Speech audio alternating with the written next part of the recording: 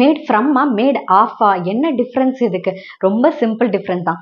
Mat from அப்படின்னு சொன்னால் அது ஒரிஜின். ஃப்ரம் அப்படின்னாலே ஒரிஜின், ஸ்டார்டிங் பாயிண்ட், எந்த இடத்துலேருந்து ஸ்டார்ட் ஆகுது அப்படின்றதுக்கு. She has come from Canada, கனடாவிலிருந்து அவங்க வந்திருக்கிறாங்க, ஒரிஜின். மேட் ஃப்ரம் அப்படின்னு சொன்னால் மெட்டீரியலில் சேஞ்சஸ் இருக்குது. இப்போ காட்டன், அந்த பருத்தியிலேருந்து டிஷர்ட் வருது, ஒரு ட்ரெஸ் வருதுன்னா the t-shirt is made from cotton. Okay.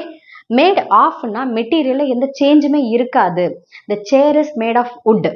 So அந்த மர பலகை மாதிரியே அந்த வுட்டு சேர் இருக்கும் இல்லைங்களா, அதுக்கு மேட் ஆஃப். ஸோ மெட்டீரியல் வந்து சேஞ்ச் இருக்குன்னு சொன்னால் மேட் ஃப்ரம், மெட்டீரியல் சேஞ்சஸ் இல்லைன்னு சொன்னால் மேட் ஆஃப். இப்போ உங்களுக்கான sentence, she is going dash America.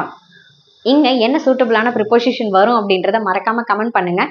From, to, towards, over, above, under, below, இந்த மாதிரி முக்கியமான ப்ரிப்போசிஷன்ஸ், அதுவும் கன்ஃபியூசபிள் ப்ரிப்போசிஷன்ஸ்க்கு ஃபுல் வீடியோ யூடியூப்ல அப்லோட் பண்ணியிருக்கேன், பாருங்கள்.